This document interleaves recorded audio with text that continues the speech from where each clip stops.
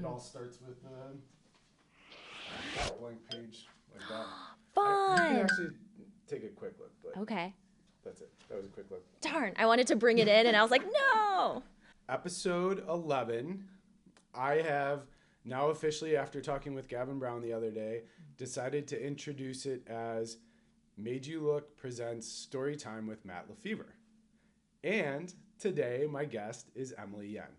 So, Emily is a friend who I met training at a climbing gym, and then somehow wrote me into doing her extremely difficult yoga and Pilates classes, which I'm very competitive and love a good challenge, so I thrived in. But Emily, welcome.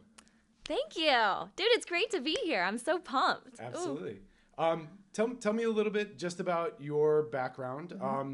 What your family history is, a little bit about what your career is, and a little bit about just what inspires you or what you put a lot of your energy into.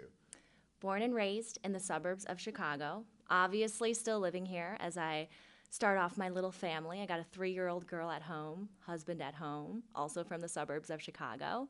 My mom is from Taiwan. My dad is from China. I've never been to Asia. Very interestingly enough. Fluent in Mandarin, though. I could have a conversation. I can't have anything too intelligent, not like a collegiate level, but I could get around. I can order in a restaurant. This is absolutely new news. I did not know you spoke Mandarin. Yeah, I speak Mandarin. That's phenomenal.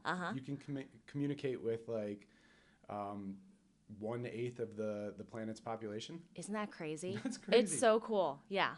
More than that, because you also speak English. Yup, look at that. Look at you. You're probably approaching like 50%. Dude, look at that. I'm working on Spanish, but I was so intimidated by the conjugation. In junior high, I was like, Chinese is like the easiest grammar. It's just mostly tonal. But once I got to the conjugation, I'm like, let me put this aside right here. So, but thank goodness for apps. You know, I can always learn. And I'm married to a Mexican man, so, I mean, he doesn't speak Spanish, but here and there, I'll talk with his grandma, try to learn a little bit, so. That's awesome. Uh-huh. Yeah, I speak a little bit of Spanish.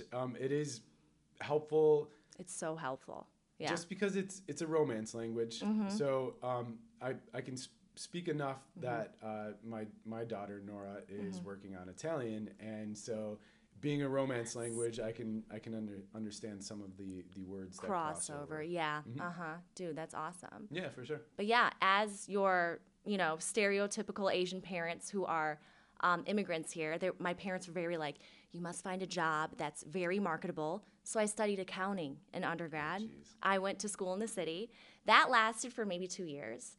And it's crazy to think that this year I've been teaching yoga for 10 years now. So I've been doing, it's wild. It's insane. I'm just like, look at where life takes me. So, yeah. 10 years.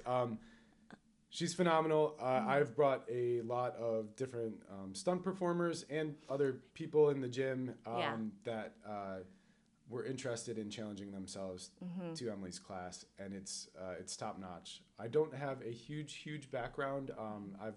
I've practiced under other teachers, and they all offer something really, especially if you're looking to work on your mobility and your overall body weight, strength, and performance. Dude, yoga and Pilates is amazing. Yeah. But having a teacher that makes you show up when you know it's going to be miserable is a different tier. Dude, that's how I know I'm doing something right. That's how I know it. And I feel like I just have to sell you on the sweating portion now. Come to the hot classes. Come to. So Emily had a recent transition. She changed gyms, and her transition is to hot yoga, which I said was a hard no because in non-hot yoga, I overheat. So. Yeah, totally get it. It's such a niche. Yeah. I do have a feeling I will end up showing up and trying it out. And seeing what I can tolerate. Take those breaks when you need, child's pose. It's great. I don't think I'll take the break. I just feel like once we start going from any transitions where I start adding movement, I'm going to be throwing my sweat on other people. Like it's going to be a shower of this and that, and every time I move, I'm like, oh, I'm so sorry, and you too. Actually, everybody. I'm hitting everybody with my sweat Dude. is exactly how I envision it going. It'll be how you bond with people, you know? Yeah, like let's go get our hepatitis B shot now. Yeah. Is that how you get hepatitis? Is from sweat? Yeah, hepatitis B is. I thought it was from like stepping on needles. Oh, I'm sure it can be transmitted in multiple forms. Yeah. I man. do not know. I'm not checking the Yeah, we gotta interwebs, look up. But yeah, I am pretty positive that hepatitis B can be transmitted through sweat and bodily fluids. Well, I learned something new today. I'm gonna be extra diligent whenever I clean that room after class. Oh I'm man. just, Even in my your towels. normal class, I started bringing my own stuff and my own towels because I would wipe the weights and the balls and everything down because I'm so sorry. I sweat all over that. It's a good release, you know, and it means that you're doing the work for sure. Yeah. Dude. Yeah. And it was a good challenge. Dude, I love it. That's how I know I'm doing something right. Every week, I love teaching group fitness so much. Every single week, you just take like foundational poses. How can I make a lunge harder, you know? And then when I see you sweating, that's how I'm doing. That's how I know I'm doing something right. Ooh, I am getting better at this, but just because we are talking about it right now, in post I will edit it on. Can you please tell the audience your YouTube channel for your yoga fitness? So my YouTube channel is Evil Emily. Evil Emily Flow. Ooh, yes. Let's try that again. So my YouTube channel is Evil Emily Flow. It is spelled EVOL, which is love backwards, and it also means like evolution. You know, there's yoga and Pilates classes on there, mostly 20-minute workouts, but I'm also working on getting 60-minute, 90-minute workouts. So you can sweat on the go, sweat from home. It's great. Absolutely. I'm just going to say take 2 is phenomenal. And I could edit out take 1, but I'm not going to. Oh, yay. Good. Good. We got to work on that. No, it was awesome. And whether you're doing it at a beginning, intermediate, advanced or the hardest levels, I will say Emily has always offered variations that can make the exercise be more or less difficult. Love it. I love the modifications. I feel like that's like the number one thing, like as a yoga teacher, especially nowadays, because you want to try to bring new people to this practice. It's such a beautiful practice. It does wonders for your mind, for your body. But at the same time, you want to make sure it's accessible to them based off any injuries they have, based off how they're feeling that day. So yeah, that's the one thing I always try to focus on is giving those modifications, something for everyone, just based on how they're feeling. So yeah. So check out yoga/Pilates, and you couldn't have a better suited person to start teaching you. And I'm sure. Do you also want to say right now what your Instagram handle is? Super simple. Evil Emily Flow. EVOL. Emily with a Y. Flow. FLOW. There you go. So you now have access to a high-level yoga/Pilates teacher. Check her out. Check out some of that stuff. That is something that Emily has spent, like she said, the last 10 years of her life.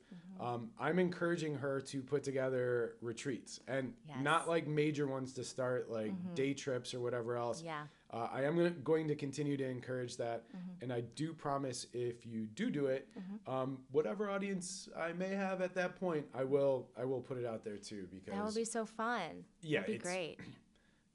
It's a huge opportunity for people then to potentially learn a little bit about yoga and have an intense opportunity. Especially, I've never actually personally practiced yoga outdoors, but we had said like something like Devil's Head Park. Yeah, Devil's Lake. Or Devil's Lake. Yeah. And Starved Rock. Yeah. 2 of our Illinois gems in terms of like going out, climbing, hiking. Yeah. That would be great. And it's such a great way to connect with community too. Yoga retreats, 100. So great. They're amazing. Right. Yeah. Yeah. That I think for me would be a next step in my journey with that stuff would be doing something where it's more than a intense class, where it would be more long form, I guess. Yeah. And an opportunity to practice outside would be. That would be amazing. Yeah, it would be phenomenal. Like that's a happy place already for me, being in nature and whatever else. And then you would have an opportunity to be in an awesome environment. Dude, yeah. Like you said too, whether it's the climbing community is extremely unique. It's so welcoming. It's 100. so great. Yeah. Yeah. And I've tried a lot of sports, and I've done different sports and activities and stuff. Yeah. It's very unique with how welcoming it is. Yeah. And that would be a fun bonus to it, is that it's like, okay, cool. Being outside for a day retreat, practicing yoga, like I've never practiced it before, and then being around some other like really awesome people. It's like, yeah, okay, sign me up. Yeah. Hey, there you go. Yeah. Yeah. Question for you. You did mention a prolonged period of practicing and deepening your practice. Have you considered doing your yoga teacher training? Oh, no. I feel like that would be so great. Oh, no. I love when people come to the practice and they're very like, oh, my background is very different than yoga. It's still physical, but very different than yoga. And I feel like, I mean, I always say this to everyone who comes in, everyone who's like, I want to get better at yoga. I want to have a more consistent practice. I'm like, a teacher training is great for that, because you kind of get to like say, okay, so I'm used to practicing a certain way. That's how I used to do it. I used to practice in a hot yoga studio 5-6 days a week. And then once I actually did the teacher training, it's like, now what do I want to put out there? And I found out it was completely different. How I was practicing, the classes I was taking, completely different than the classes I actually wanted to teach. So another thing to consider in case you're not busy enough in life. I was going to say, all right, if you find me somebody to help edit these podcasts, I'll go into... Anyone out there, if you're good at editing, Matt's looking for you. Yeah. I do have a friend whose son is, fingers crossed, going to maybe look into it and help out with it. But yeah, anybody else, reach out, please. Dude, that'd be great. Yeah. Yeah, because it would really speed up the workflow. Emily and I did get a chance to talk beforehand. She knows that this is content that we're building a library on. The actual hook, the things that are what I feel is going to really propel the project forward, will be creating the shorts that we come up with our fun little writing exercises. Did you ever think you'd be like doing this in your adulthood? Like, if I think about that all the time, because I'm 37 right now. I'm about to turn 40. Got a 3-year-old at home, and sometimes I'm like, what? Like, I have like a family. Like, if I were to go back and tell myself when I was like 15, 16, by the way, the internet's going to be a thing. Right. And it's a way that you can like explore. It's a way that you can express yourself. And then so much of it is like editing. I would have been like, no way. Well, maybe I would have been like, oh, okay, because I had a MySpace in high school. And I always loved like, adding new pictures and editing them and everything. So maybe it's not like completely out of like the ordinary. But isn't it crazy? Just the internet now and everything out there. So I think that was a big part of what drove this forward. I had my own personal things where like I had a job that I thought was lined up, and then I lost it, and like naturally you feel bad for yourself for a little while, and it's like, oh, woe is me. And I sulked probably for a couple weeks, and then I was like, I need to be motivated. And so I wrote an episodic, the first, but I also wrote an outline for the next 9 episodes past it. And I gave it to some people in the industry, and they loved it, and it was great. And then it goes back to trying to get it made and getting the funding. Yeah. And my hot take on it is that features and long form are shrinking, and so there's going to be less opportunities. There's going to be less money put into the long form stuff, especially like theatricals and stuff like that. And even with episodics, a lot of people will be on their phones while they're watching them. I do it all the time at home. I'm so guilty of that. Well, thank you for your honesty. Yeah. But a lot of people are also very honest about that. They're like, yeah, I'll have that on, but I'll also be checking my phone. Yeah. And seeing the amount of time and energy I put into writing long form and realizing I'm not going to be competing with the Christopher Nolans or the Wes Andersons or whatever else. Any of the legends that are going to be firmly implanted and have the money and those opportunities. Yeah. So I felt bad for myself again. I'm like, I have all these awesome scripts like that will never go anywhere. And then I made an adjustment. And as much as I don't spend a lot of time on social media, any really.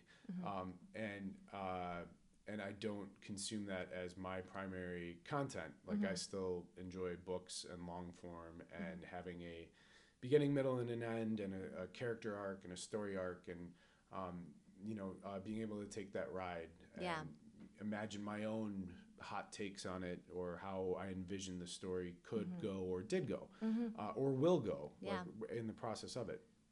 So versus fighting it, I am trying to adapt, and that's it. That's great. I think this might also present the opportunities to put some of my middle, or my episodic and my long form stuff on display as well. I love that so much. And I feel like before, so when we started to climb together and be real homies at the gym, I was like, where's Matt? Where's Matt? And I was like, I couldn't find you on social media. And and you were like, and then you told me in person, you're like, I don't have social media. It's such a great thing to separate from it.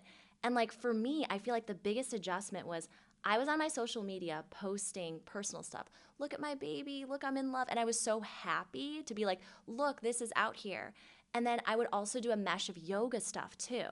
And then I was like, I really feel like maybe I'll just start using the internet for yoga. And how serious am I about showcasing my yoga? And so lately it's been a lot more just yoga stuff. And I'm like, you know what? And then the family that I love so much, it's still always there. I'm still taking pictures of my family, of my little girl, But now it really helped me hone in. And I feel like for the longest time I was like, but I just went to the greatest restaurant in Vegas. I have to post about this. And I was like, no, it's okay. It can be in, the story. It could be in my phone. And when I'm, the iPhone always gives me do you remember on this day 6 months ago? And I look at it and I'm so happy, And yeah, that for me was the biggest thing, the biggest adjustment with social media. It doesn't have to be look at every single sector of my life. It can just be look at the yoga, And then life can still happen behind the scenes just so great, so beautifully, So that's really great that you were no social media first, and now you're just okay, let's start off just by showcasing my creativity, my writing skills. So bravo to that. Yeah. I think my pushback initially was that I didn't have enough quality interactions with people in general, where I was repulsed that I was using the socials for 12 to 14 hours a week. And I was like, what the hell? I'm like, I could be writing, I could be talking, I could be going out with people. I could really reutilize those hours. Yeah. Because it's nice to be connected with, I know so many awesome people, so many blessed people, a lot of people in the industry who have been phenomenal to me, who I don't keep up with regularly. But I would still rather have the opportunity to talk to them once a year and have a 30-minute phone conversation than just liking, you said, went here with the family, went out to dinner here, working on this job, doing a cool vacation, whatever. It's all very cool, but it doesn't reconnect us really. Yeah. It makes me have a familiar thing to talk about in the future potentially. Yeah. But yeah, so the comeback is that there are a lot of awesome people that I do have connections with through social media, and they are people that would probably buy in early into being like, oh cool, what's the vision and where are you going? And a lot of them will be like, I hope this fucking succeeds. Dude, yeah. And then hire me and bring me on and let's write another short and make a cool little video. Dude, totally. Yeah. That's great. Man. So, look at that. That was refreshing. That's kind of that is the long game for this, is the idea that potentially it could platform a lot of people and their creativity and their stories and what they're trying to do. Like you said, that wasn't even an intentional full circle, but you're like, yeah, I do post some of my family stuff because my family's awesome, but also something that I'm extremely passionate and I excel at and I put myself out there for is practicing yoga. Totally. Yeah. Absolutely. And I feel like I was so I was like, well, okay, I have photos of Nelly and I have photos of going out to dinner with Nick. And I'm like, but I also have the yoga too. And now I'm able to kind of compartmentalize in a good way. You know what I mean? Keep the brainstorms to the yoga brainstorms and then keep the family photos just in my library, something that I love, something that I'll share with like close friends and family that I'll text every now and then, you know? Yeah. So I'm so happy I have that. And I think it all honestly started postpartum. When I was postpartum, I was like, what do I do? Like, how do I put my baby to sleep? How am I, am I doing this right by co-sleeping with my baby? I didn't even know it was called co-sleeping at first. I thought I was a genius. I thought I was the first one to be like, oh, I'm getting a good night's sleep because I get to sleep in the same bed with my baby. Yeah. But then I found all these groups, and all these women were so supportive. Yeah. And I was like, oh my gosh, I didn't even think to do it this way. Thank you so much. I just got to add a body pillow on this side of the space.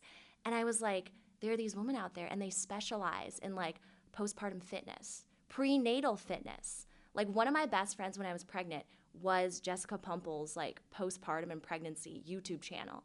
And I was like, oh, all her stuff is this right here. And then she'll showcase her family every now and then. But I was like, this gift that she has, it's so great just to be like, okay, kind of like the job of a teacher. You're always there being consistent. When your student needs you, you can look them up. Right. So it truly was definitely like a great game changer. Yeah. And I know people are always like, your life starts when you have your kid. And I was like, I see parts of that because like I'm still the same quirky person that I was before having a kid. And then I look at my kid now and she's like the best parts of me and Nick.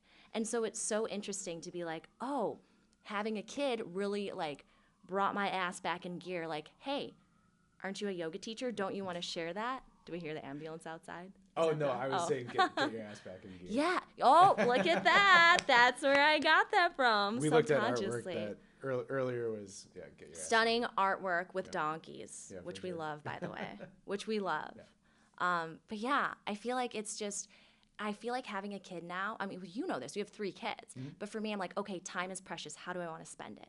You 100%. know? Yeah. Life is different than when I lived in the city and was teaching yoga class, like not 30 yoga classes, like 20-something yoga classes, biking everywhere. And like, I was like, I remember so much of my like early and late 20s being like, I have so much time right now. And I look back at that person and I'm just like, I'm so glad I enjoyed it when I did, you know? Because life now is so different. Yeah. It's very like, I mean, my daughter's 3 now. She's going to be 4 soon. And then slowly getting that crawl towards independence is so interesting to see. Yeah. But I feel like being that yoga teacher made me a better mom, too, to be like, okay, let's be patient. What does the daughter need? So it's really, really interesting. Do you ever like sit back like before you go to sleep and you're just like, how different was life 10 years ago? You know, it's interesting. It's great. It is interesting. I've had that conversation multiple times. Yeah. Some people are like, oh, I wish I was in my 20s or my 30s or whatever. And I'm like, no. I know. No way. Yeah. I am not now. I know my friends. I have like, my health is still good. Like there is nothing that I would rather than right now. I feel like if I was gonna hit pause, it would be now. The biggest lie is that your 20s are your best time of your life. Don't get me wrong. Like I had the time, but I didn't have any direction. I didn't know what I was doing. You know what I mean? Yeah. And then with that time now, with that more like establishment, it's so refreshing. Right. To have now. There's a lot of insecurity. There's a lot of figuring out. There's a lot of movement. There's a lot of things. Yeah. Not that those things aren't, again, that they're necessarily bad. Yeah. But yeah, it's a personal preference. Yeah, like I didn't go out drinking a lot. You know what I mean? When I was in my 20s, I was like, I look back at myself when I was like in my 20s and I was like, I was always meant to be a girl mom. I really was. You know what I mean? Just like going to sleep, like being a homebody, staying at home, going to the grocery store with my little girl. Like that's what I would do in my 20s. But people would be like, oh, wait, don't you want to go like young and wild and free? And I'm like, that's my version of, fun. Yeah. Just going out, exploring. That whole the whole 20s of just like drink, go out and do this. I don't hold alcohol very well. That really... And there's a lot to be said about how you define purpose or reward or happiness. Yeah. I found a lot of happiness and reward in putting time into my kids' lives and building things that were very personal to me, like relationships and opportunities. So there's there's no part of me that feels that I missed out by not going out and drinking more, or being like, oh man, I could have had my best bar night that night. Like, right? Wait, what? Dude, it's wild. It's wild. I always say, like, I think, like, what I'll tell my daughter, and this is probably going to change the older she gets, but I'll say when you're young, don't focus on getting in a relationship. Do you, like, figure out who you are in your 20s. And then so later on, you can really be like, oh, this is a decision I'm actually making for myself. I mean, when I was like applying for colleges, I was like, oh my gosh, the economy's so bad. Like, I got to get a job. Once I was there, I wasn't happy. You know what I mean? I was sitting at a desk 9 to 5. I was just I really liked the location. I was in the city, West Loop, really close to like all the restaurants and everything. But that was my passion, was like being like, I want to go to the restaurants. I don't have a passion for numbers. You know what I mean? Right. And then even that security, that'll evolve over time. This is security for me now. I get to move my body. I get to teach classes, handful of times a week, connect with the community. Like, this is true fulfillment. It really is. Yeah, it's great. Yeah, you literally get to see your output firsthand in real time. Dude, totally. Yeah. It's so great. It's That's amazing. Awesome. I will say one more thing too, and then we'll get into the writing exercise. Let's do it. That was something that you and I connected on very early. You were talking about like the co-sleeping, and somebody was like, "Oh, like you can't do that," or something, and I'm like, I'm like, one thing is for certain: there is no one size fits all, and nobody has any clue how to parent your kid. Dude, that was so refreshing to hear. Because when I was pregnant, I feel like I was around a lot of people who were very like, well, what does this book say? What does it say about this? And I'm like, the book isn't written about you. It doesn't know your family structure or your location or your socioeconomic status, anything. There's so many factors, but that's goofy. That is just goofy. Do what makes you happy and gives your kids the best opportunity to be loved. That is the truest wisdom you've ever given. And I was like, this is true friendship right here, when you were just like, you know best what works for your kid. Because it's like, are they waking up at 2 a.m. and taking care of Nellie? Yeah. No. Do they know what she wants on like a Tuesday morning? No. You know what I mean? So it's just, I understand where people are like, parenting is intuitive. You kind of know. Yeah. Well, and it has to adapt too. Like some of your kids will respond well to motivation and incentive. Some of them will work better in structure and discipline. Yeah. Some will, thrive in social groups. Yeah. Some won't. My own kids have different levels of compete. And then I have my daughter who likes to compete like I do. She's very driven. And so like, but that doesn't apply to my boys. Like they have their own gauge, their own drive, their own things. Dude, yeah. So thinking that any three of them would have the same formula is ridiculous. It's ridiculous. Yeah, it's so crazy. And that's why I appreciate that so much, for you to say every single kid is so different, so you get to see how individual they are. You know, because we only plan on having one. And so, I mean, you never know what's going to happen in the future, but people are like, just the one? And we're like, yeah. And they're like, you already had one, just do it again. I'm like, but it's a big deal. That's a whole other person. You know what I mean? Yeah. So it's wild. Crazy. All right, I'm not going to vote on that, but check back in 2 years. See, you have to do what's right for you guys. There is no doubt. Like, what if you guys decided to have a second kid and then it took away from Nellie's upbringing or from your guys' quality of life that would affect the household? That's not somebody else's. We want to keep going to Vegas. We want to keep doing our right, for sure. Yeah, doing the things that you work hard for. Life is really fucking hard, and it's find things that you enjoy and find what your energy levels are and what are appropriate and excel. Dude. All right. We are going to start doing some fun stuff. All right, let's see it. So, this is just a blank sheet. It's a guide. This one, to my awesome, dedicated viewers out there that are checking, this is the sheet that was used with Blake Armstrong. But everyone has a different sheet. Yeah, Interesting. Interesting. I've never used the same sheet more than twice. Cool. Yeah. Okay. Yeah, so they all have different challenges. I'm going to ask if you want me to start with a twist to the exercise. Yes. Keep it You do want interesting. to? Okay. Let's see the twist. Then what I would recommend, because I've only done in one other interview an antagonist, a bad guy or a bad girl. Ooh, okay. So, and since you get to be free and have fun with it, I am going to say, whether it lands protagonist or antagonist, then that you portray them in a way that you would want to play the character.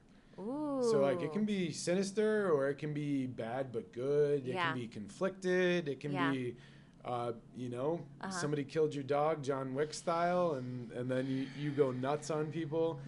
But I like it because then otherwise you can be the protagonist, and it's like I have a couple more questions that I think are going to be really fun to steer this a little bit. Awesome. So here's the token. Blue card. Power book force. Why don't we have the blue car be a antagonist and power be protagonist? All right. All right, so go ahead and give it a flip. All right, Power. there you go. So we are going to go with a protagonist. So a good guy, good girl. Good girl. I saw power and I thought power yoga and I was like, I hope it lands on power. Even though I went into this very Scorpio energy, I was like, ooh, I want the villain. Do you? You can veto. Oh, really? Yeah, veto. Do you want to do the antagonist? Let's do the villain. Okay. Yeah. All right. This is just, it's just fun to help steer, but it's also, I'm using it for conversation pieces. Like when I used it with Gavin Brown the other day, we debated on a couple of them and we didn't flip the coin. And then other ones we did, and it came up with some really fun results. So we are going to go with a bad guy girl. All right. Do we want to pick a genre or do we want to just let the genre leave it alone and we can flow? Leave it alone and we'll flow. Like that. Okay, well, let's kick this off then. Give me a first name for our character, our bad guy girl. Our bad girl is Nice. Agatha. I cheated. I looked at the painting. It was too good. Does Agatha have a last name? No. No? She's just Agatha. Okay. Because all I want to say is Christie, but we can't do that. We can't do Agatha Christie. Oh, but we can come back to it too. Do you think Agatha is a solo name or is Agatha? I see Agatha as like evil queen with like long nails. So queens don't have they don't have last names. They don't need a last name. They're the queen. So it's Agatha. Uh-huh. All right, I'm gonna put that's great. I like that. That's actually the second time ever that I've had a solo name. I like it. I'll tell you more. How old's Agatha? Agatha is 37. My age, no coincidence. She's 37 or 40. I wrote 29, but whatever. Sure, 29 will work too. What's her relationship status? Her relationship status is that she is a widow. Ooh. What's Agatha's job? She's a queen.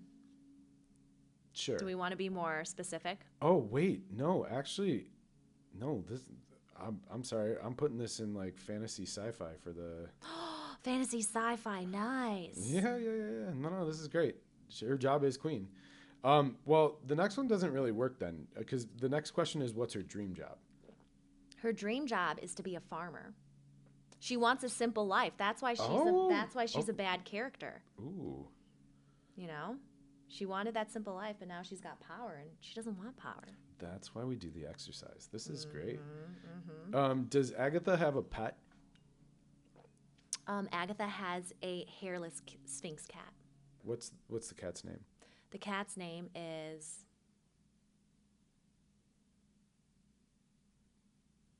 Autumn. It's a gay cat. I like it.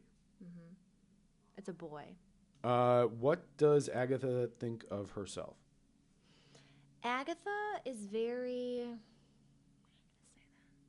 I wanted to say the first thing that popped in my head, but no, it's way too boring if I were to say that. Agatha thinks she's a good guy. She's not the villain. Okay, It's one I of those like that. complicated things. Of course. She has to make these hard decisions. What do others think of Agatha? They think Agatha is confusing. They can't tell whether or not she's good or bad. Ooh, I like that dynamic. Mm-hmm. Does Agatha have a favorite quote or saying? Life is what you make of it, not what happens to you. I like that. A very common, very, very true quote. That's awesome. I like that quote. I think I just saw it. That's why. It's fresh in my brain. This is great because I have no idea. I have not. She's confusing. She's confusing. Mm-hmm. This could be good or bad. What does Agatha do on a Friday night? She likes to take bubble baths. Of course. With just candles everywhere, and then her cat is just hanging by her. What was his name again? I forget his name. Autumn. Autumn, that's right. She's an introvert. She likes her cat. I dig it. All right. I'm going to do the really quickly the word association, but I'm not promising I'm going to use it this time because I did it without it for the first time with Gavin Brown in the last one, and I got 5 pages done in 15 minutes, and it was really good. Wow. So I'm gonna see if it inspires, and if it doesn't, for the sake of Agatha, Yeah. I'm gonna free write it. Sure. But okay, please give me an adjective, a descriptive word. Cloudy. Nice. And 5 words when you think of cloudy. Anything? Ready? Go. Cookie. Cookie. Cotton balls. Cotton balls. Spring. Spring. Fall. Spring. Fall. Soft. Soft. That was quick. All right. May I please have a noun, a person, place, or a thing? Steamboat. Steamboat? Mm-hmm. Excellent. Summer. Summer. Crowds. Crowds. Tickets. Tickets. Buffet.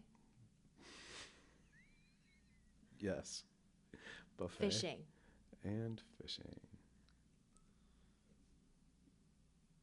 Yeah, that's it. You did it. All right. Awesome. In post, I will clip it and put that all nice and neat.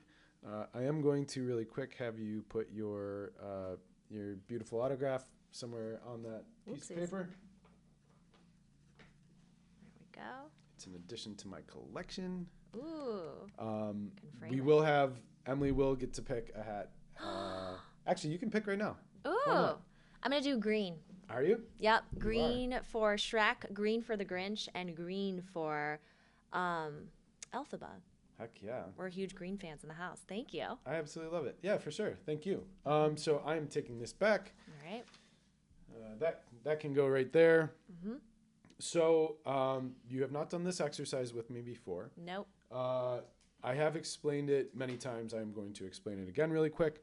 We're going to put a timer up. I'm going to give you my phone in 1 second. All right. For 7.5 minutes, I'm going to write.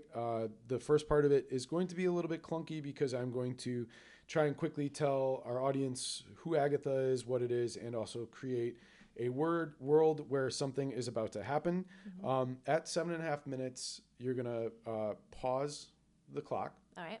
You can give me a heads up when it's getting close if you want to. Mm-hmm. I speed ramp and edit it anyway, so it won't be in there. Cool. It'll just come to a stop, and I'll be like, oh, all right, we're at the halfway point. This has been checked off, and then you're going to tell me what happens. Oh. And it doesn't matter. So am I going to read it to tell you what happens? No, because that's a big part of the challenge is I have to incorporate the twist into the story immediately at that point. Okay. And you can blow it up, you can tear it down, you can make something awesome happen. You can say, Prince Humperdinck just rode in, and or it can be a spaceship landed. Okay. Or it can be somebody won the lottery, or an ex just walked in, or the sky is falling. Okay. Or anyways, you got it. I gave way too many because I usually don't, because I don't want to influence it. But you have a good idea of who the character is. Yes. This all just came out of your brain. Okay. So you can think of whatever one of your favorite shows, stories, movies, whatever it is, a favorite twist, a favorite plot twist, a favorite character moment, whatever it is, and you'll have 7.5 minutes to think about it, and then you're going to tell me what happened in the story. So when I tell you what happened, so then first you're going to write for 7.5 minutes, and then I'm going to write for 7.5 minutes? Nope.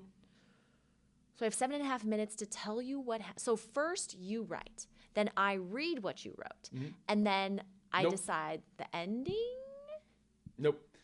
So you will just go on your phone, have a drink, hang out, whatever, and you'll have no idea what's happening in the story. And then you will tell me what's happening in the story. And then I will write for another 7.5 minutes, and I'll put a conclusion to it. At 15 minutes of writing, you're going to be like, and stop. And sometimes I go over a little bit, like I'll finish my thought, but then it'll be done. And I'm going to make some copies of it, and you are going to read it and have a reveal as to how the story happened. So when I tell you what happens after 7.5 minutes, it's just a line. It's just like a twist. Yep. Okay, got it. I'll coach you. I'm not going to leave you hanging Got out it. there. Okay. All right. We'll have some fun with it too, because I think there's something else that I might throw in there, but we're going to make it work. I think we have a really awesome opportunity to do something with Agatha. So love it. Yeah. All right. All right. So you can give me a count-in, however you want to, a 3, 2, 1, or whatever else. And all right. 3, yeah, let's do it. 2, 1. It's not. It's not Mad Libs. Yeah. And it was goofy because there is a lot of similarities because you don't finish Mad Libs and be like, oh, that was a great story by whoever wrote the actual story. You're laughing. Like, you're just like, oh my God, that was ridiculous. Yeah. Oh, yeah. Okay. Woohoo. Yeah. Pretty much everything is already in the story, and we're halfway through. More importantly, what just happened in the story? Give me, actually, I'm going to do it. I would like to, if you're up for it, give me 2 things, or we can do this. You can give an event that just happened, and I can give an event that just happened, and then we flip a coin. So you can either give me 2 to pick from, or we both give one and then flip a coin. Ooh. I have 2. Yeah, I have 2, and then you'll pick from it. Okay, all right. Perfect. Agatha has the opportunity to time travel. Wow. Yes. All right. And 2? Or Agatha gets a proposal from a farmer. I actually know which one I would choose, now that I say it. Do you want to flip, or do you want to tell me which one happens? Flip. Yeah? Yep. All right. Well, you pick it up. All right. Power is number 1. Okay. Car is number 2. Proposal from the farmer. Is that the one you wanted? No. Do you want to do time I wanted travel? the time travel. As soon as I said it out loud, I knew. Okay, yay. We're doing the time travel. Yay. That puts it in the that totally puts it in the realm of like Army of Darkness in my mind. Nice. Okay. Okay. I don't know what that is, but that sounds cool. What? I don't know what that is. Yeah. Army of Darkness? Never heard of it. Shop smart. Shop smart. Ooh. Hail to the king, baby. I'm just dropping some quotes. Anyways.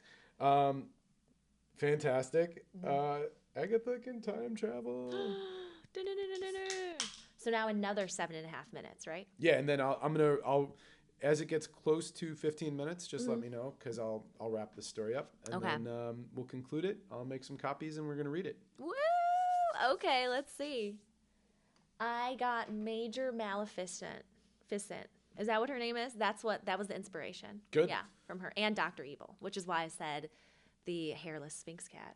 I love it. That is so good. All right, so yeah, just give me a 3, 2, 1 and hit play, and we're gonna do this. All right, let's do it. Ready? 3, 2, 1. The guest. It's about creating a story and then telling a story. Yeah. There's the parts to it right there. I feel like it's something that's needed because it's very like improv. It's like you're using charisma, you're using your imagination, and I feel like it's good for people to watch that so they can actually see instead of just nowadays just being like, oh, I don't know, draw a blank. It's good to like get the creative juices flowing, and I think that'll really inspire the audience. The end. Yes. Boom. Woohoo! All right, we got a story. Let's do it. All right. Interesting. So you're gonna read the highlighter. The intro. Did I say Oh that right? no! Do not start reading. Okay. It. I want reactions.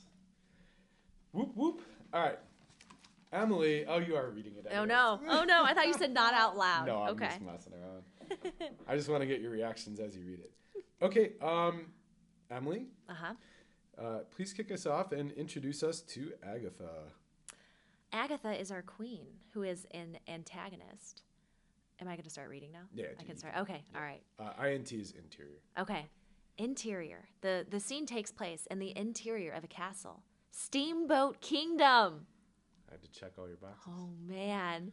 Queen Agatha is stroking her hairless sphinx cat, Autumn. She approaches the balcony to address her kingdom. Agatha says, "People, thank you for this large crowd on such a cloudy day. I'm sure it was difficult to acquire a ticket." Her handler dabs her brow with a cotton ball, then sets a glass of water and cookie down. Wow. Agatha continues to say, "It was a long spring and summer. We will reap the rewards this fall. A buffet of wealth from the newly conquered land of Yen." Oh, wow. Okay. "Our fishing grounds have tripled. The people of Steamboat will prosper." So good. There are some cheers, and then some rumblings, and a few boos. Stefan, the head of the court, steps to Agatha. "Stefan, many, many men are not returning home. The conquering of Yen may have cost too much." Agatha, "Nonsense. This is what makes legacies. Life is what you make of it, not what happened." Boom! A flash of light cracks. Agatha comes to. She's on the ground in her castle, but everything is different. 100 years have passed. It's 100, not 106, right? Oh, yeah. Okay. You can call it whatever. Yes, 106 years have passed. Perfect.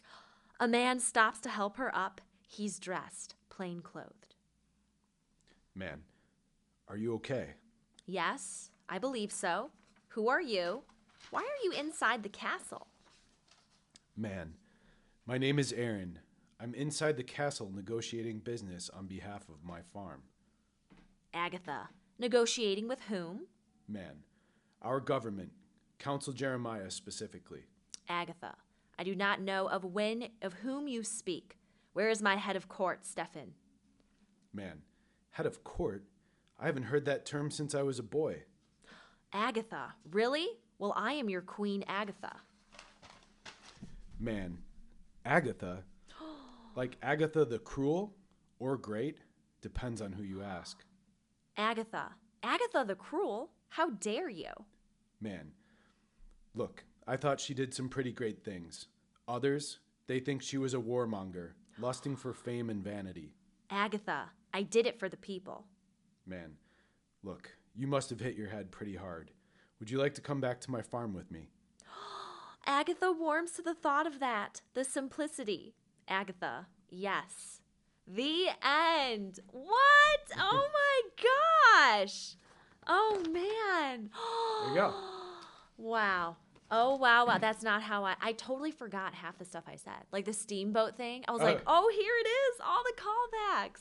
So that inherently is moving me away from doing the random word stuff, just because you can see like Steamboat worked because I used it as a place, versus like an actual steamboat going down the river. Yeah.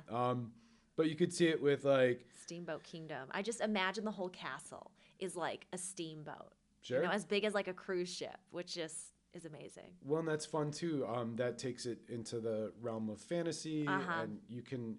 I like that. This was super fun. I like that you did the time travel thing. It played into, even though we used one twist, I actually put both twists in there. She gets a proposal from a farmer. She ends up, he says, "Will you come back with me?" or whatever.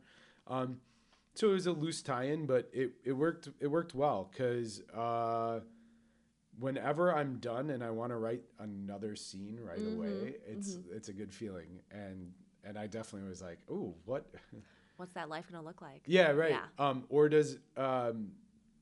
Or does this time travel only last a moment?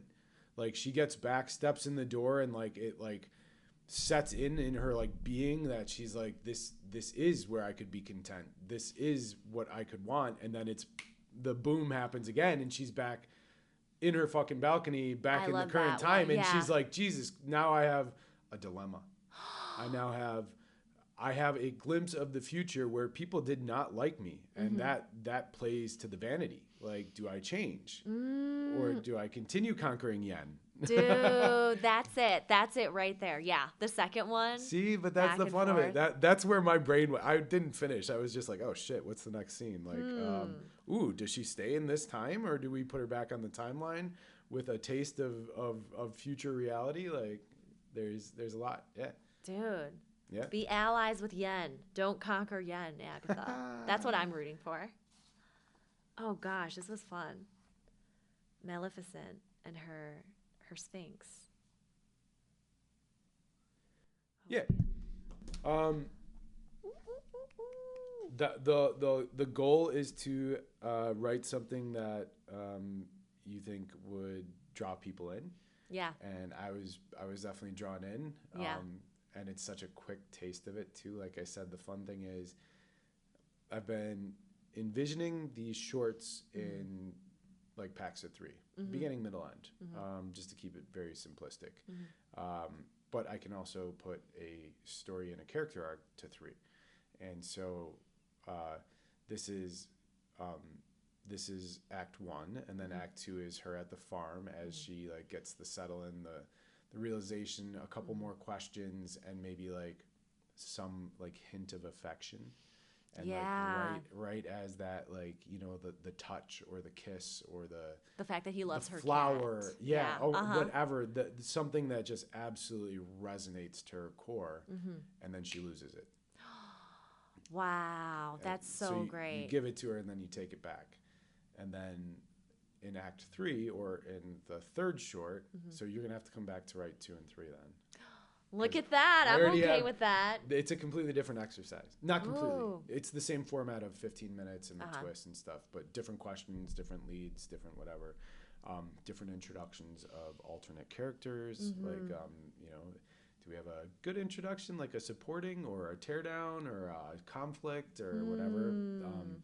So it creates some unique things, because then I think act 3 is her weighing on, do I do this for my legacy? Do I do this for my personal satisfaction? That's where it's at. I'm watching that right there. Yeah, it was in a mix. Right. Do I do something that will humble me? Yeah. Where it's she does not, you know, continue to seek war or whatever. She has a resolution with the people of Yen, and maybe she finds her farmer boy from that land or whatever it may be. You can have so many different things. Sorry, now I'm thinking Princess Bride, and I'm like, oh, Wesley, as you wish. Sorry, such a good movie. But how great would that be if you took Princess Bride and added that time travel? That'd be cool. So 100. It does, yeah. So it still does work, yeah. Very much, yeah. Yeah. Queen Humperdinck, yeah, for sure. Yeah. Anyway, so that was awesome. That was really fun, and it also is extremely unique. I've definitely not done like any kind of fantasy sci-fi. It is the first time in recent history, meaning since like I started doing the writing exercise on camera with people and stuff. I've never had time travel, so that was super cool. Heck yes. That was really cool. And like I said, I'm pretty candid, mostly because the people I've interviewed so far are friends. Yeah. So I'd be like, yeah. If it wasn't, you gotta be really honest. You gotta spit it. You know. If it really wasn't working, or like I've said to some of my buddies, I've either done a character they've already done, or I'm like, we can always rewrite a new character. That's true. Yeah. If the first one wasn't as strong as it could have been, I can coach a little bit and kind of have a better setup for success. But I still want all those things. That was great. I'm so glad that you gave both of the twists, because it would have been very easy to say, yeah, you give one, I give one, and we can flip a coin. What was your twist going to be? I don't know. Oh, what would it be? I actually don't know. I feel like now, because you've already written out the whole thing, right. You're probably like, yeah. Where was I leading to? I wasn't. I was still, that's why, that truly is the beauty of doing the exercise is I don't know. I think pretty quickly on my feet though. So like, I think I would have requested yours and I probably would have tried to counter it, you know, where it wasn't going to be like, oh, somebody gets killed. It's like, oh, somebody gets hurt. It's like, no, what did you do? No. Yeah. It could have been something where you're like, proposal from a farmer, and I could have been like, fucking war just came to the gates. Yeah, like, that's good. I would have done something where I either tried to escalate it even further or to give you a separate idea in the direction. Yeah. But this was beautiful. This was beautiful. And they're both in there. Yeah. She time traveled right into the hands of the farmer. That's what I was hoping for. I was reading. I was like, ooh, here we go. Bam. Yeah? Yeah. Good. There you go. Yeah. Are you okay that we invaded Yen? Yes, absolutely. I love that. Is Yen going to be the ally or the invadee country? We don't know. Okay, so now we're really Make the right nerding out. decision. And this is fun because hopefully you can come back and do this again soon. In the third one, I'm literally already, my brain has gone that far with it where it's, there has to be like a symbolic moment that reflects Act 2 where maybe, you know, like if you see the old movies or movies of interpretations of old kingdoms, you would have, you know, the presentation group. It's not like Queen Emily isn't just coming. It's, you know, you have her attaché or whatever. It's the group that goes out and meets them. So I think what in my head is Agatha is presented with the party from Yen, and one of them is the farmer boy, and she's ready to. Her initial comeback is that I'm cutting all their heads off, and then she sees it, and there's a reflection of her time with Aaron in the middle setup. Wow. And she's like, and she stops, and it gives her pause. And then there's some kind of a connection. Or maybe he does the same thing that Aaron did where he like offers her a rose or something and he's like, this is from my personal garden. And you can match dialogue and it can just be like, oh my God. She ain't cutting his head off. And then she's like, I'm not cutting your head off. That's the one. That's the one right there. Yeah. So that's the real conflict, you know? But we haven't wrote 2 yet. See? That's why I cautioned when you were like, what would my twist have been? I literally actually had not processed what I was going to put out as the twist because I was still like, okay, good. I have enough of an intro. We've established who she is, where she is, what's basically going on. And then I was like, and you're like, no, I'm going to do both. And then I was like, okay, cool. Now I need to listen. Tell me where we're taking this. Dude. Do you ever do that, though? You start something off, and you're like, I know how the ending is going to be. Because that's how I feel with Agatha. She's, like, towards the end with that proposal, she's like, oh, no. Like, I have a true chance at happiness with this time travel. How do I not turn into Agatha the Cruel? That's so cool. We just unintentionally hit on kind of where my pattern was going in my head. Because I had in this story pattern, like, as you're giving me the inputs, I am formulating patterns or layouts. Yeah. And I do think based on you saying the confusing good or bad, she thinks she's a good guy.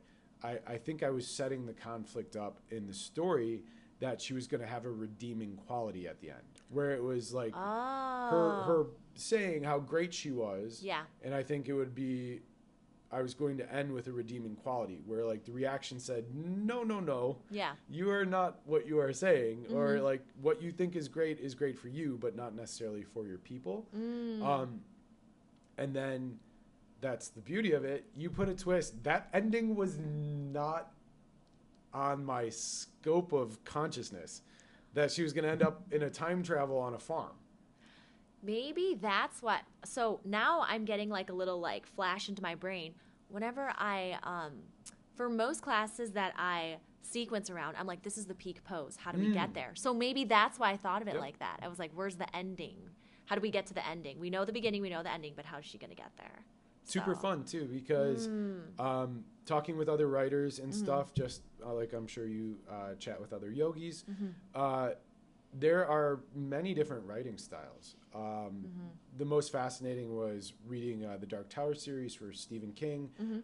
Lady wrote in that she was dying, and she's like, what happens to Roland Daskane? And Stephen King was like, I don't know. And she's like, what? Like, he's like, I haven't wrote it. And I was like, oh my God, he writes linear. Like, he has his outline and his idea, and then from what I understand, he sits down and just hammers it out. Holy cow. Yeah, holy cow. Impressive on a whole different level. Whereas for me, I have more of, I guess, what would be a spiderweb approach. I have very clear ideas of how I want situations to happen, and peaks and valleys and all those things. And then I construct everything to enable those situations to happen. An interesting story about an uninteresting guy. Comedy comes in threes. I'm like, oh, he's got 3 incidents, and like I knew what the incidents were, and then I'm like, how does the story happen around that? And then it was like, oh, it's his buddy blowing him up. Oh, and it's other people telling the story. They're like, they can't remember who he is, but they're like, he's Incident Boy, and it's like the worst nickname you could ever have. Interesting. And then it was packaged in a Fool Triumphant. Very Blake Snyder Fool Triumphant style, where you have lose, win in the end. Oh, I don't know that. What's it called again? I gotta watch that. It's not. Oh, he's like the creator, Blake. Oh, what you said? He wrote Save the Cat. It was something years and years ago that helped me put better structure to my writing. But if you want examples, you can just think of pretty much any Adam Sandler or Ben Stiller movie. Yeah. Where lose, win in the end. Yeah. Oh. Yeah. Something about Mary, Save the Parents, anything with Happy Gilmore, to Big Daddy. Big Daddy. Yeah, all of it, right. Can't do anything right, can't do anything right, can't do anything right. Get something right. Hero. Yeah. Oh, interesting. Get the girl, win the day. Yeah. Yeah. Interesting. Wow. So that was the format for the first movie that I wrote. Was nice. Not format, inspiration.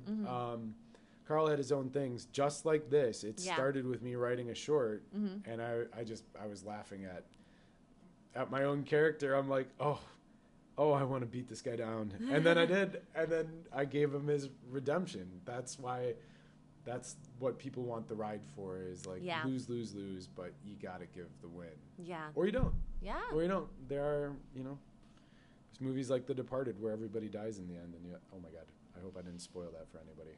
Oh yeah, right? No one. It's been out for a minute. Yeah.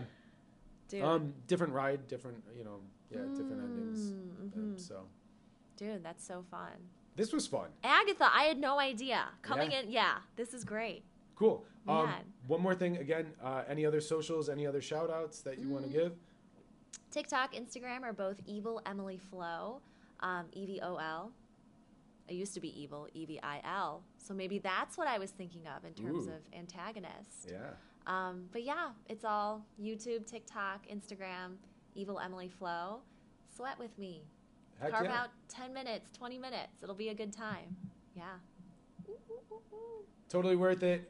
Thank you so much. Thank hopefully I'll have Emily back soon so that we can take a revisit to Agatha and see if Chapter 2 and Chapter 3 come out anything like we just proposed they might. I hope they do. Well, yeah, but we would do the exercise and then it's going to change. Oh, yeah, it would. Yeah. It's like, no, that's way better. Yeah.